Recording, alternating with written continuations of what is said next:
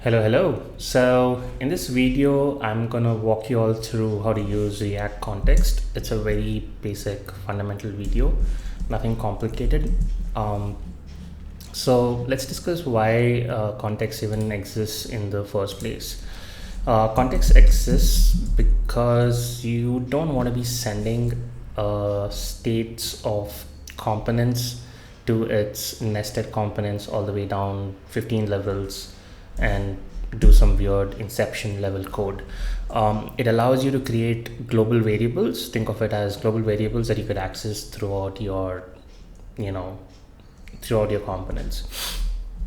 It's just as simple as that, right? And I found it syntactically a little weird, but I just wanted to create this tutorial so that I get to practice, and I hope it helps somebody out there. So here I am, for the sake of this example, I'm creating two folders. One is context and one is components, just to organize the code a little bit. So let's go ahead and define your context, right? So let's call this test context, and it's a very simple three-step process. First, you gotta define your context. So define your context. This is nothing but your global variable, right, that you want to share across your components. Second is obviously defining something called the define your provider. Think of this as a publisher kind of a design that is publishing the global variable towards all the components. And then third is actually using the component, which is basically define your use context hook. Use context hook, right? And then this takes the shape of a subscribe, right? One is using variables, the other one is you would want to also pass in functions to change that variable. So we could use useState. So let's go ahead and import useState. And in order to actually define your context, you can use create context. And for the first step, let's go ahead and define your context. So let's call this test context. Context, come on keyboard. And then call it create context, and call the create context function, and voila, you have defined your context. That's all it takes. Let's go ahead and define your provider. How do you do that? You need to call a function, or you need to create a function. Call it test context provider. Obviously you can name it whatever you like, and then pass in something called children. We'll come back to this later, what children is, but you would want to return the provider, right? What are you returning? Whose provider? The context that you just created. So test context dot provider is what you are returning. Let's call children here, and let's go ahead and define your state inside this function. What is that state? Const test and set test, and this is gonna be a boolean state variable. Just for the sake of this example, let's initialize that to true. Perfect. And the provider takes in a value prop, which to which you can pass an object which contains all of those functions and variables that you would like to pass and share across your app. Perfect. Obviously you want to use this elsewhere, so let's export the context and the function. Perfect. So we just finished the first two steps. I did miss one little step here. What you would want to do is wrap this provider around the component or component tree that you want to use.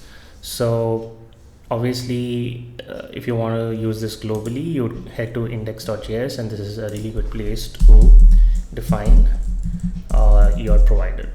So test context provider, and then wrap it across on your app. What this means is that now your app, which is pretty much where your entire app exists and all your components exist, has access to the context, because we defined a provider here. So this is publishing a context across your app. Now, how do we prove this is working? For the sake of this example, we will create an example component. So let's call that test component.js, and then just export this function, call this test component, and what is it returning? Some component. So let's go ahead and import your context, which is your test context. You also want to import the use context hook that lets you use this context.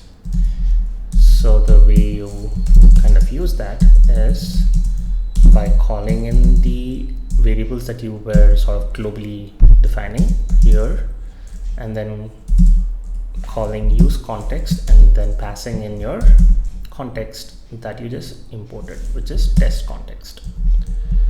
And then just to show you guys how I can like toggle this, I'm going to define a button, call this click me, and then let's go ahead and also console log this state here, and on the button click I would like to toggle the state of the test variable. So on click, it calls this function which sets the value to what was the opposite of the test value. Perfect. So we just finished defining a small component here. Looks great. And then we are just demonstrate this. Let's go to our app and import this component. So we're going to import test component, and then we are going to call it here. And when I save this, you should see a button, and it also says true because that's the initial state of your context. And as you might have guessed, when I click this, it should toggle the context, right? Now I'm going to prove that this also can be accessed on the app level, which is like a parent component, and then you'll also see the same context kind of toggle here, and we're going to log that, right? So how are we going to do that?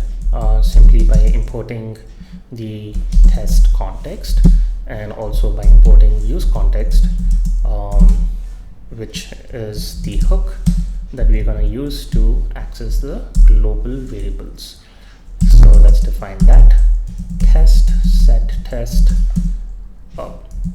test, and then call it use context, and then pass in the context that you just defined. Great. And then we'll just console log, and then say that this is from app, and then show the value of test. And now you'll see that when I toggle, it's also going to toggle the value on the app, and it's also toggling the value from the component level.